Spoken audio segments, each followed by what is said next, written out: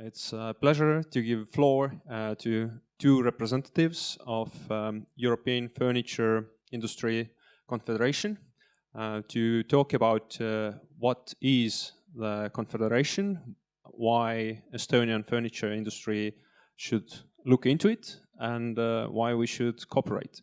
So the floor is yours, Roberta Dessì and Egil Sundet.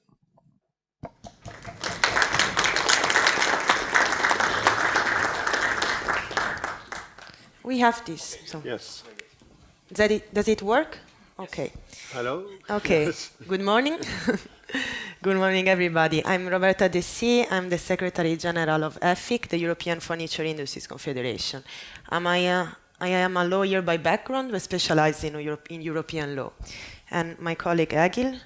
Yes, my name is Egil Sundet. I'm the director of the Norwegian Association of Furniture and Interior Industry. And I'm also a board member of EFIC. I've been in the industry for more than 15 years.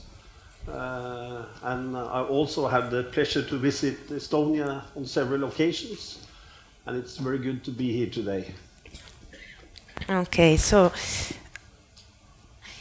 this is what we would like to present you today. So what we are, what EFIC is, so what's our how our confederation is composed and what's the structure, what we do, which is our role in Europe, and which are the main activities we are running in Brussels, and also which is our vision for the near future in terms of challenges we believe the furniture industry will face, and also which are the solutions that we are aiming to propose on behalf of the European furniture industry. So, EFIC is the European Confederation of Furniture Industries, and our members are the National Federation of Furniture Producers from 12 countries today, which represent about 70% of the total turnover of the furniture industries in Europe, meaning that the main the main furniture producers countries are associated in the association. And we have, for example, the National Federation from Sweden, from France, from Italy, Hungary, Holland, Turkey, Austria, Portugal, Belgium, Germany, Norway, and Denmark. These are our current members today. At the same time, we have a vision for the near future, what we call the EFIC 2020 strategy, to enlarge our federation also to other countries and other furniture producers. Our structure seems difficult, but finally it's quite easy. We have as many national federations as well. We have a general assembly where all the members are invited to take part. We have a board of members of representatives from the National Federation establishing our position and taking part to the discussion. A secretariat in Brussels, meaning 2 people working full day in monitoring the European legislation and in informing our national members. A technical working group who is responsible for all the technical questions and all the technical problems and issues that we receive from the European institutions. And also we establish some task forces for working on specific cases and rapporteurs, meaning people in charge from every national federation to work more closely on specific problems for the industry. This is an overview of our main activities. So our main focus is the advocacy. So our main focus is to work with the European institution and national authorities in order to improve, when possible, the legislation and the framework for the furniture industry to operate. For that, monitoring is one of our main activities, meaning looking at whatever is happening that can impact the furniture sector. But we also work as a networking platform for our members to exchange data, to inform themselves, and also as a meeting and events platform. I will say a few words about all these activities. So when it comes to the monitoring, as you probably know, the European Union is very active in drafting legislation. There are different estimates about to which extent the European legislation is influencing the national legislation. Let's see that the minimum one, it's about 60%, meaning that the national legislation is really mainly implementing what is decided in Europe and in Brussels in different forms of legislation. So our first activity is to monitor all the new legislative proposals to say, okay, this proposal will impact the furniture sector, what's our opinion about it? The European Union is also quite active in receiving comments from the industry to improve the legislation. So we also take part to public consultation when possible, or when public consultation are not planned, then we provide our feedback, our own, towards our contacts in the European institutions. And we also inform our members. We have a newsletter, but also there are some opportunities in working in projects. And we also inform our members about these opportunities. If I can add, yes. The thing is that, well, I'm from Norway, and you may all know that Norway is not a part of the European Union, which is of course true, but still we have this EEA treaty, which makes that every regulation in the EU, considering with the except of fishery and agriculture in Norway, will also be Norwegian legislation. So that's why we are part of EFIC. And for a furniture manufacturer, when there is a new regulation like we had on formaldehyde, how much formaldehyde is allowed in the products or in the production climate, when the legislation comes from Brussels, it will be implemented in all states, and this we have to comply with. That's why we need to listen and to have an office in Brussels to follow what will be the next demands for our industry. Yeah, and we will give some examples, some relevant cases that we are working with. Yes. So advocacy, our core activity is to defend and promote the interests of the furniture industry. So in the specific cases that we will explain you just afterwards, we always inform our members, and when then there is a problem for the industry in complying with any proposal for legislation, we always collect the common position of the industry and we explain it to the European institution. It's very practical in the sense that the European legislation, it's mainly done in the European Parliament together with the European Council representing the member states. There are different people voting on proposals, on a regulation proposal coming from different countries. So the importance of being a European federation is that you bring the European voice of the industry, telling to all the representatives from different countries, this is a problem which is not only national, it's European, and that this is the way the industry think about your proposal. As a European Confederation, we are also part of expert groups and also some consultative platforms, meaning that the European Commission is also by its own initiative consulting us when there is a new proposal impacting the furniture sector, to know which is our opinion before presenting any new proposal.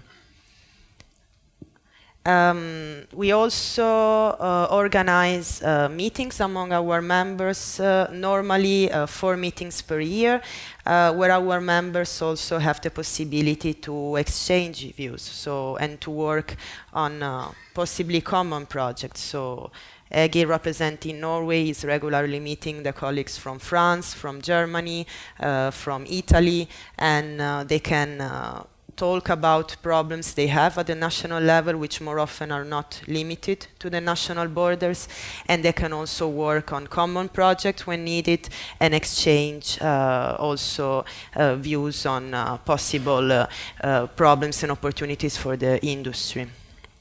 Yeah, I think for me it's as responsible for the Norwegian furniture industry, it's very important for me the information I get from what's happening in Brussels through EFIC. And this information I, of course, pass on to my member companies, which are like the companies here in Estonia exporting to several countries. And it's very important to know changes that happens in regulations and to be prepared. And then so on the networking side, it's also very good place to be, because I've learned from Heike that you are planning on export promotion in Germany next year. And in this case, I had good help of my colleague also in Germany to set up a seminar in Norway, and so they've been helping with both information, statistics, and also some persons to participate. So it's a very good place to build a network. And then, well, we also organize meetings. I have been mentioning our internal meetings, so the annual event, the board meetings, and the General Assembly. We also organize at least one annual event. We choose a topic that is relevant to the industry and that we believe it's also important in the European discussion.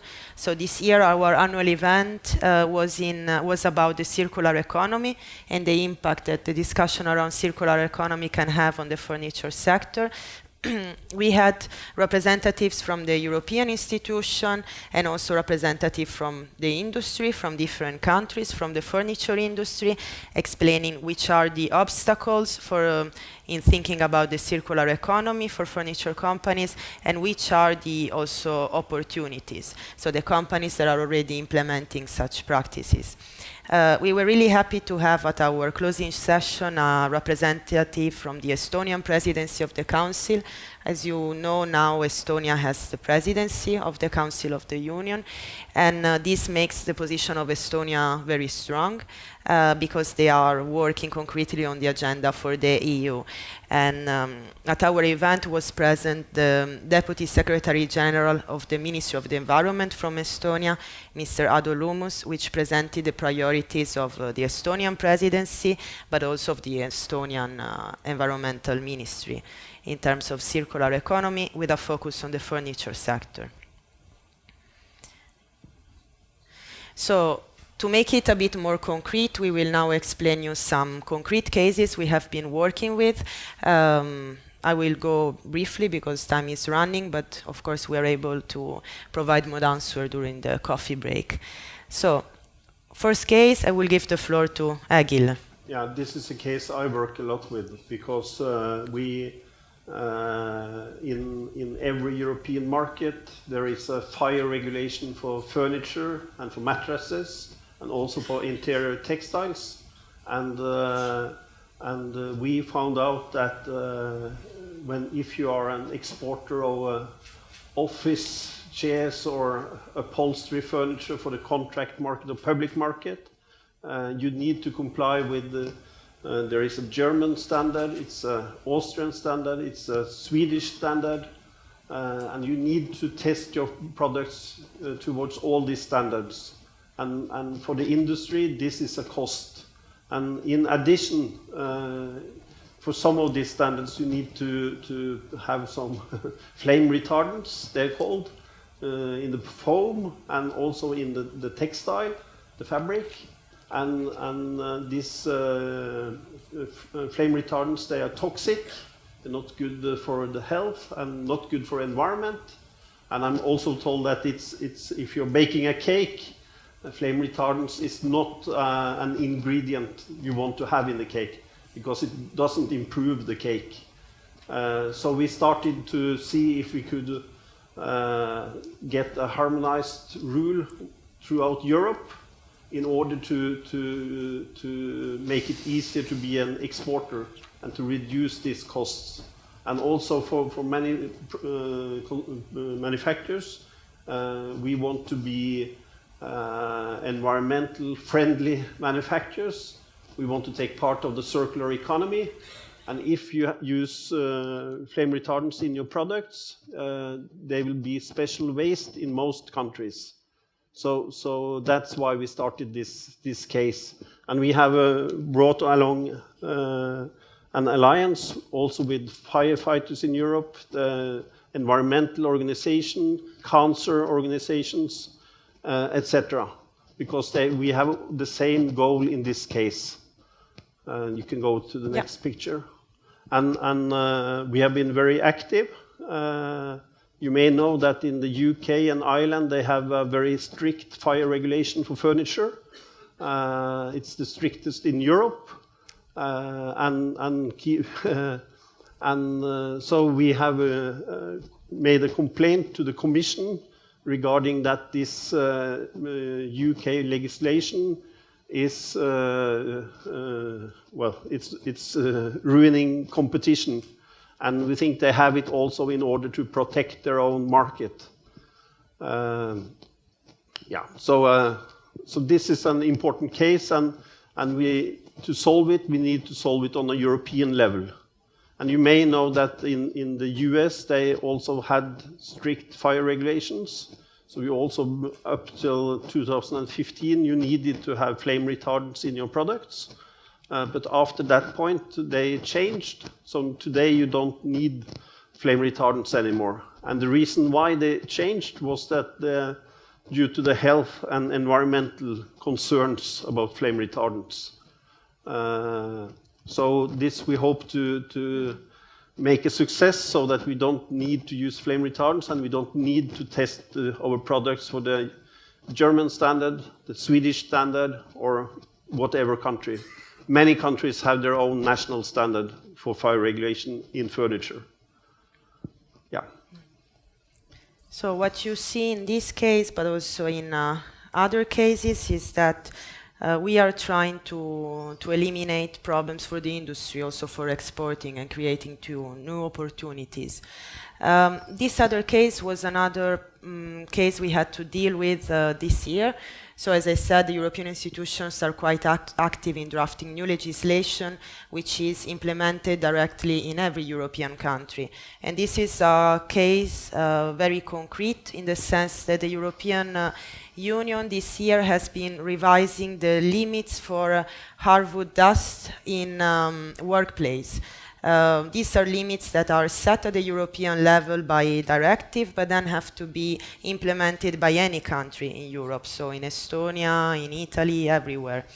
And this year, when the discussion took place, we have seen a proposal which was a bit worrying for many of our members, in the sense that there was a reduction in the limit for hardwood dust extreme, from 5 milligrams per cubic meter to 1 milligram per cubic meter, and our companies reported to us that this was not concretely feasible, but still there was a binding legislation discussed about it.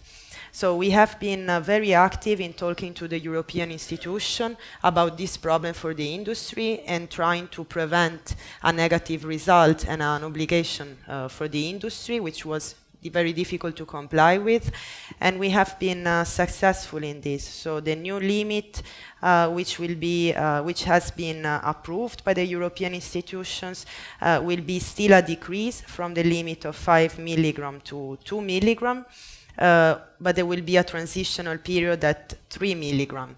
What we know is that this is a limit with which companies can live with, and therefore it has been important to react before another limit was concretely approved. And this will also be the new limit for Estonia in 5 years' time.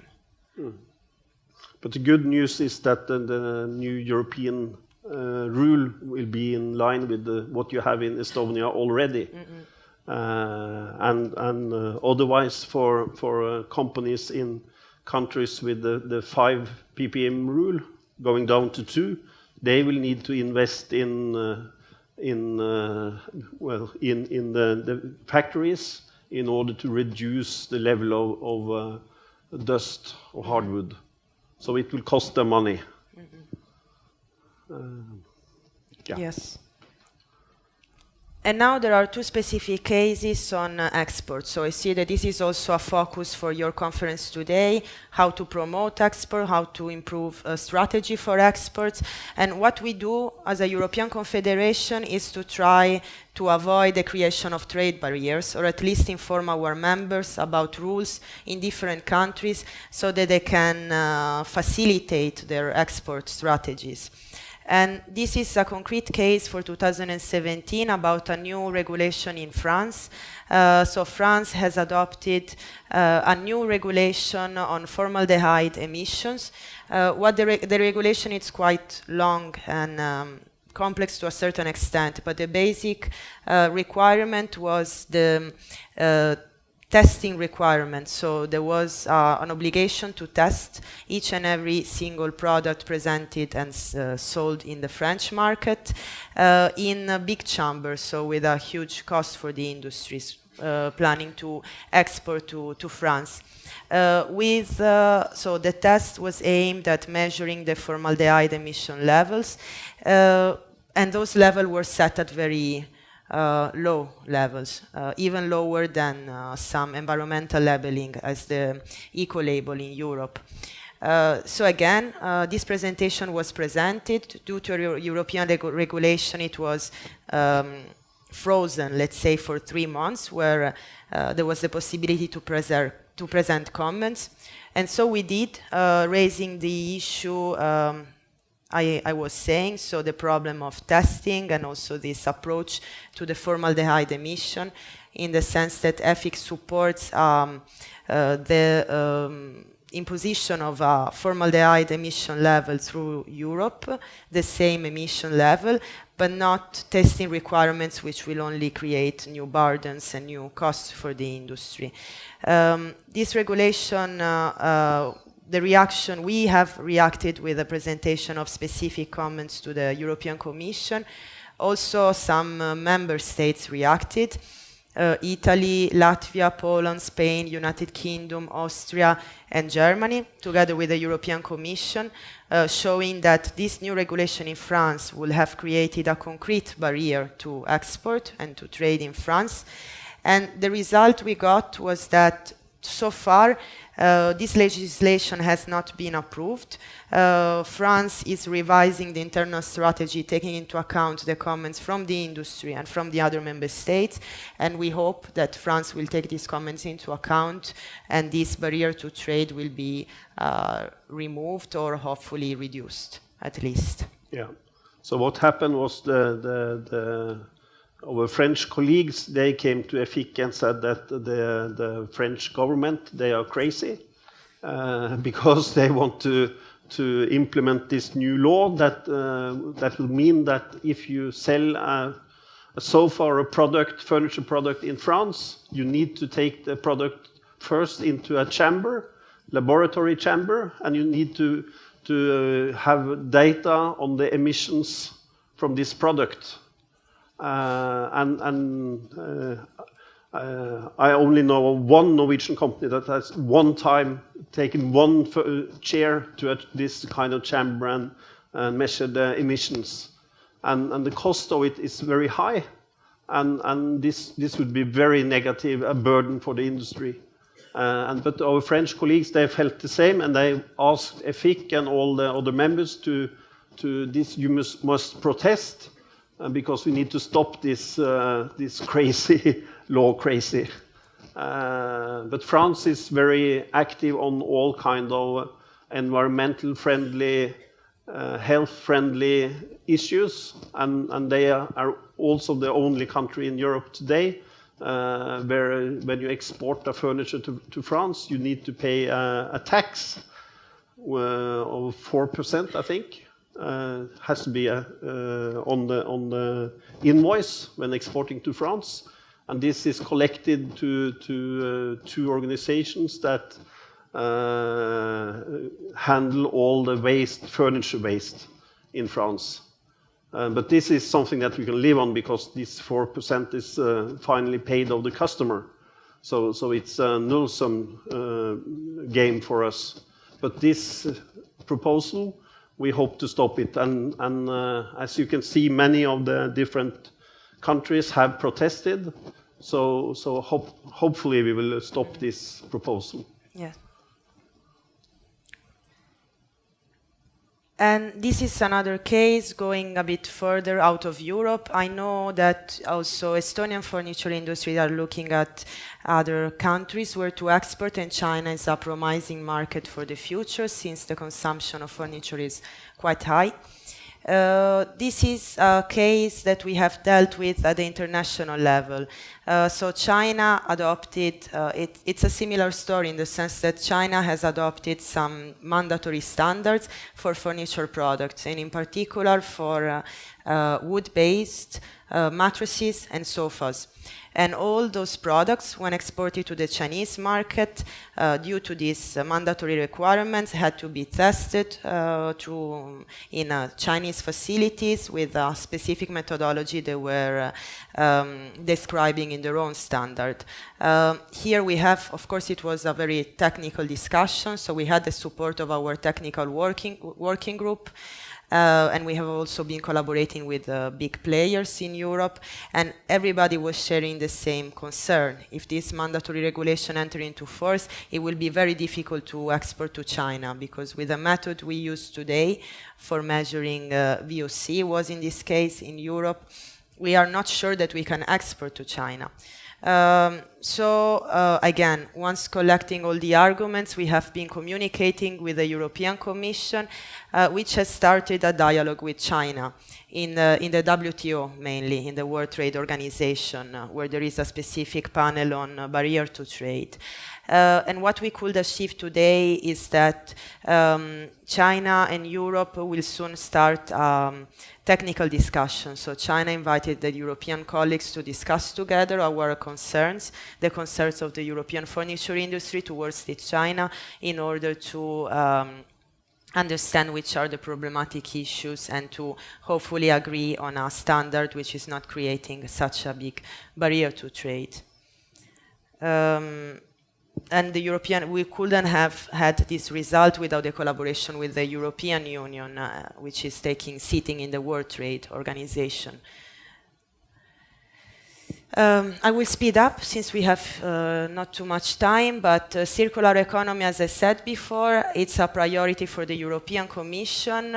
We have set up some guidelines of what we are presenting as the priorities for the European furniture industries towards circular economy. We know that this is a priority also for the environmental ministry in Estonia. They took part to our event. They believe that circular economy is the new reality and that we have to set up rules at the European and national level in order to move from a linear economy to a circular economy. What does it mean? Circular economy, it's a huge concept. It goes from the way to produce to the way you deal with the waste. And there are already some important topics for discussion in Europe about the use of chemical in products, about the waste management schemes, about targets for increasing the recyclability of products or the percentage of reused products, and also issues about eco-design, so about how to design a furniture product in a way that you are not gluing components probably, but you are trying to change the components to assemble and disassemble the products more easily. So this now it's at a level of discussion. One day there will be also more concrete legislation about it, but it's good to know that we can influence this process if we want before this process take place and impose rules to the companies. Then we also take part to the European Social Dialogue, which it's a dialogue organized by the European Commission, gathering together representatives of the furniture industries, the employers, together with the trade union. What's interesting about this dialogue? It's interesting that we are dealing with topics such as the problem of aging workforce, such as the need for skilled workers, which I have heard today are big problems also for the Estonian manufacturers, about education of workers, and we work together in projects together with the trade union. So for example, at the moment we have 2 projects running. One, Digit4, it's an investigation about which skills would be needed for the Industry 4.0. So in the era of digitalization, which are the skills that furniture workers and employees in furniture industry will need. And the other one, Bolster Up, it's about education. So we know that the problem of lack of skilled workforce is a problem a bit all over in Europe.